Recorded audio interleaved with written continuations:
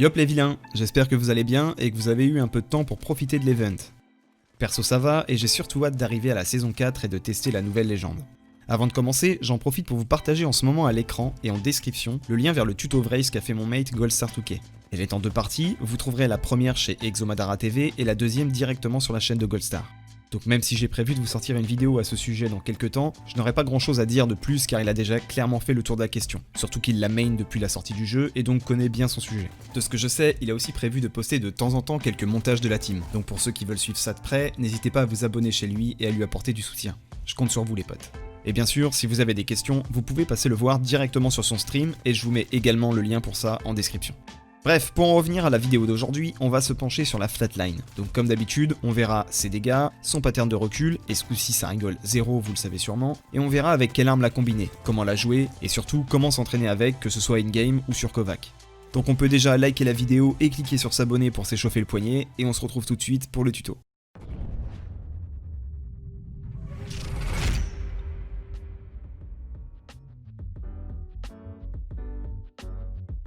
Ok, on va commencer comme d'hab par un tour des dégâts, et on va ensuite comparer tout ça à la R99.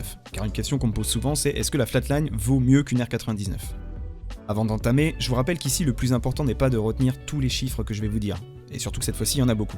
Il n'y a pas d'interro de prévu, tout ça vous sert surtout à comprendre avec quoi vous jouez et comment vous situez, c'est-à-dire faire votre propre opinion sur ce que vaut vraiment cette arme. Donc, si l'ennemi est à poil, vous lui mettrez 14 de dégâts dans les jambes, 19 dans le corps et 38 dans la tête. Et comme toujours, les dégâts ne changent pas dans les jambes et dans le corps, qu'importe le chest que vous portez. Mais c'est au niveau du casque que ça tank. On passera donc à 34 de dégâts dans la tête avec un casque blanc, 30 avec un casque bleu, et 29 avec un casque violet ou légendaire. Maintenant, vous pouvez équiper sur votre flatline un hop-hop légendaire qui vous permettra de tirer au coup par coup avec des dégâts augmentés mais une cadence de tir réduite. Pour ce qui est des dégâts avec le hop-hop, on obtient 39 dans les jambes, 43 dans le corps et 86 dans la tête si l'ennemi n'a pas de casque. Oui, ça fait mal. On passe ensuite à 77 pour un casque blanc, 69 pour un casque bleu, et 65 pour un casque violet ou légendaire. Bien sûr, ces dégâts sont augmentés de 5% sur Vrace, Lifeline, Pathfinder et Watson, et réduits de 15% sur Gibraltar et Caustic. Ok, tout ça c'est bien beau, mais est-ce que ça vaut une R99 ? Eh bien c'est simple, j'ai tout simplement record un full auto avec les deux armes, d'abord dans le corps, puis ensuite dans la tête. Et je vous laisse voir par vous-même le temps qu'il faut pour laser un mec dans les deux cas. Surprise, ça tombe aussi vite dans les deux cas. Alors, je vous mets à l'écran un petit tableau qui résume tout ça, mais en gros, on voit dessus qu'il faut 0,9 secondes pour tomber un mec à la R99 en lui mettant toutes vos balles dans le corps, contre 1 seconde à la flatline, et 0,8 secondes dans la tête à la R99 contre 0,7 à la flatline. Donc pour résumer, d'un point de vue DPS, les deux armes se valent. Mais alors, pourquoi quasi tout le monde préfère la R99 ? Eh bien, il y a deux grosses raisons. La première est bien évidemment le recul, qui est beaucoup plus simple à gérer sur la R99, mais aussi la vitesse de déplacement lorsque vous visez. Comme vous pouvez le voir ici, je suis bien plus rapide avec la R99, ce qui est un avantage considérable lors d'un duel.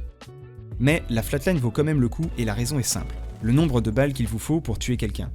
En effet, sur la R99, il vous faut 17 cartouches pour tuer un ennemi en lui tirant dans le corps, contre 11 avec la flatline, si l'ennemi est équipé d'un chest violet. Et si vous mettez que des têtes, il vous faudra 15 cartouches avec la R99 dans un casque violet ou légendaire, contre 7 cartouches dans la flat.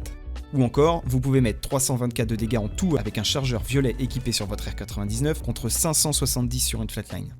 Et voilà ce qui fait la force de cette arme. Si vous gérez son recul, elle vous laisse le droit à l'erreur, ce qui n'est pas le cas d'une R99. Ça nous est tous arrivé de ne pas mettre toutes les balles malgré le chargeur max et de devoir reload en plein fight. De plus, la flatline a un deuxième avantage.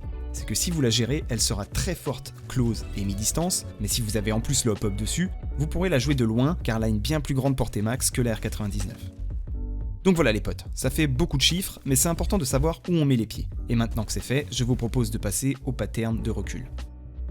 Bien, si vous avez déjà joué la flatline, vous serez d'accord pour admettre qu'elle a un recul dégueulasse. Mais si on le décortique, on se rend compte qu'il n'est pas si dur à maîtriser. Ça demande juste un peu de mémoire et surtout beaucoup de pratique. Donc avant de commencer, pensez bien à mettre dans vos options les impacts de balles au maximum pour bien les voir sur le mur. Et ensuite, lorsque vous êtes en visée et que votre flatline n'est pas équipée d'un chargeur, voilà ce que ça donne. Ça monte vers la gauche, dessine ensuite une sorte de C inversé, ou un téton, si c'est plus facile à mémoriser pour vous. Personnellement, j'ai choisi le téton. Et alors, vous me jugez ? Donc je disais, ça monte vers la gauche, puis téton à droite, puis ça remonte encore vers la gauche. Donc pour contrer ça, qu'est-ce qu'on fait ? Eh ben l'inverse, on va descendre vers la droite, téton à gauche, puis encore vers la droite. Pour le timing du C inversé, il suffit de le faire plusieurs fois pour le sentir. Donc commencez dans un premier temps à essayer de centrer le plus possible vos balles contre le mur. Pour les feignants ou pour les joueurs console, qui je pense doivent galérer avec cette histoire de téton, vu qu'il est difficile de dessiner au joystick un C en plein shoot, vous pouvez à la rigueur juste descendre vers la droite tout du long pour contrer grossièrement le pattern. Si vous n'êtes pas trop loin, ça fera largement le café. Bien, une fois qu'on s'est bien entraîné avec ça, on va voir ce que ça donne avec un chargeur violet. Ça monte vers la gauche, téton à droite, remonte encore vers la gauche, puis diagonale vers la droite. Donc ce coup-ci, pour contrer, je descends vers la droite, téton à gauche, je descends vers la droite encore, puis je descends vers la gauche. Une fois que vous avez à peu près le truc, eh bien on tryhard contre le mur jusqu'à ce que vous n'ayez plus besoin de réfléchir pour centrer vos balles. Et bien sûr, à chaque training, vous en remettez une couche pendant 2-3 minutes, histoire que ça rentre bien dans votre crâne. Avant de voir la suite, je tiens à rappeler que vous n'avez pas besoin d'une crosse pour avoir moins de recul. La crosse a deux effets, le premier est de réduire le temps que vous mettez à épauler votre arme, et elle permet aussi de stabiliser le viseur lorsque vous épaulez. Donc en gros, avec une crosse violette, ça bouge quasiment pas, comme si vous reteniez votre respiration. Bien, une fois que ça s'est vu, et avant de parler du training, voyons le recul du coup par coup avec hop-hop. Si vous regardez bien, ça dessine la même forme que lorsqu'on est en full auto. Mais étant donné que c'est bien plus lent, vous avez largement le temps de corriger ça. Ensuite, en ce qui concerne le recul en hipfire, il faudra être très close pour fumer votre adversaire, car comme vous le voyez maintenant à l'écran, c'est pas ultra précis. Lorsque vous bougez, ça l'est encore moins, et lorsque vous vous accroupissez, c'est légèrement mieux, mais pas de quoi s'enjailler non plus. Ok, maintenant qu'on a tout vu, comment on training ça ? Eh bien comme d'habitude, pour ceux qui utilisent Kovac, je peux vous conseiller des maps qui bossent le tracking. Donc pour exemple, Vertical Long Strafe, qui permet de travailler votre tracking de façon verticale et donc de vous habituer au mouvement de recul. Vous allez voir, de temps en temps, le bot se bloque dans l'angle, ce qui facilite le score. Mais comme d'hab, cherchez avant tout à vous entraîner et non à faire une perf. Vous pouvez aussi bosser Close Long Strafe Invincible, dont j'ai parlé dans les précédentes vidéos. Ici, l'astuce est de focus votre cible et non le viseur, et d'essayer d'anticiper au maximum ses mouvements. Vous avez aussi Kata IC Long Strafe. Du mi-distance, parfait pour bosser le tracking. Là encore, concentrez-vous sur la cible plus que sur votre viseur, et tentez de lire ses mouvements pour réduire votre temps de réaction et donc augmenter vos résultats. Et pour finir, la terrible Sin AIM Long Invincible. Pour celle-ci, le meilleur conseil c'est de pratiquer et de focaliser le plus possible votre viseur et non la cible. Donc je vous mettrai les liens de ces différentes maps en description. Et si vous le pouvez, bossez le tout 5 à 10 minutes par jour chacune. Pour en revenir au jeu, vous pouvez, comme on l'a vu, vous entraîner sur le mur à différentes distances. Et dès que vous avez bien assimilé, passez sur les cibles. De près au début, et vous allez d'ailleurs voir que ça tombe très vite, et vous pouvez ensuite reculer de plus en plus. Taper la cible qui est au plus loin de vous, et enfin, finir par bosser tout ça en mouvement. En ce qui concerne le fight à longue distance, que ce soit en game ou pour vous training, vous pouvez prendre une x2. Il est plus facile de voir ou de sentir le recul avec la x2, et c'est donc parfait pour s'entraîner, que ce soit sur les cibles, ou en essayant par exemple de faire un tracking sur les cibles qui bougent, dans le mode Fire Range. Vous verrez que lorsque la cible va à gauche ou à droite, la gestion du recul est plus ou moins compliquée, donc n'hésitez pas à vous entraîner et abusez-en. Vous pouvez également bosser votre fight en hipfire. Comme je vous le disais, vous perdez pas mal en précision, surtout lorsque vous bougez. Donc n'hésitez pas à bouger, certes beaucoup pour ne pas rester immobile et facile à tuer, mais si vous voyez que vous ratez vos balles, vous pouvez vous accroupir sur la fin de votre chargeur, un peu comme vous le faisiez sur CS pour ceux qui y ont joué, voire même de finir par viser pour terminer les dernières cartouches. Enfin, pour ce qui est du hop-hop, ça reste du flic. Je vous invite à aller voir mes anciennes vidéos pour voir les différentes maps Kovac que j'aime utiliser pour ce genre de move. Et en training, il vous suffit de vous entraîner à faire des petites décales, car comme on l'a vu tout à l'heure, la lenteur de déplacement est horrible avec la flatline, lorsque vous visez. Je vous conseille donc en fight d'utiliser des covers et de mettre des petits quickscopes pour tenter de mettre des têtes. Car si vous faites des gauche-droite à 2 à l'heure, c'est le meilleur moyen pour prendre un gros laser rapidement. Donc comme d'hab, si vous voulez pousser le training à fond, vous jouez en partie normale avec double flatline pour ne jouer que ça, jusqu'à ce que ça rentre.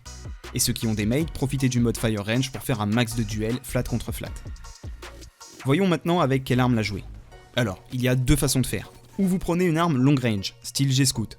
Une compo que j'aime beaucoup parce qu'elle va vous permettre du coup de jouer à longue, moyenne et courte distance. Ou vous trouvez le hop-hop, et une bonne option dans ce cas-là est de jouer la flat avec une arme close, comme le Peacekeeper ou le P2020, que vous allez utiliser comme un finisher si vous avez vidé votre chargeur sur le mec mais qu'il lui reste des PV. Quant au perso le plus opti pour jouer la flat, il n'y en a pas. Vu la grande polyvalence de cette arme, vous pouvez la jouer avec n'importe quelle légende, elle fera toujours le taf. Donc voilà les vilains, c'est une arme pas simple à gérer, qui a ses petits inconvénients, mais qui est très forte pour peu que vous preniez le temps de la train. Une fois encore, je rappelle que je ne suis pas un joueur pro, je me contente ici de vous partager ma propre expérience, donc ce que j'ai appris au fil des heures de jeu, ainsi que ce que je trouve en fouinant sur le net. J'espère comme toujours que ça vous sera utile, et bien sûr comme d'habitude, n'hésitez pas à me dire ce que vous en pensez ou à me poser des questions en commentaire, vous abonner si ce n'est pas déjà fait, liker la vidéo, et pour les plus fidèles de mes compagnons, vous pouvez aussi me soutenir via Utip tout simplement en visionnant gratuitement quelques pubs. Et je vous mets pour ça le lien en description. On arrive bientôt aux 10 000 abonnés les potes, et je vous rappelle que je vous réserve une petite surprise, croyez-moi j'ai hâte d'y être. Il est temps pour moi de vous laisser, je vous retrouve très vite pour un nouveau tuto, et d'ici là, je vous souhaite de bonnes games à tous. Ciao.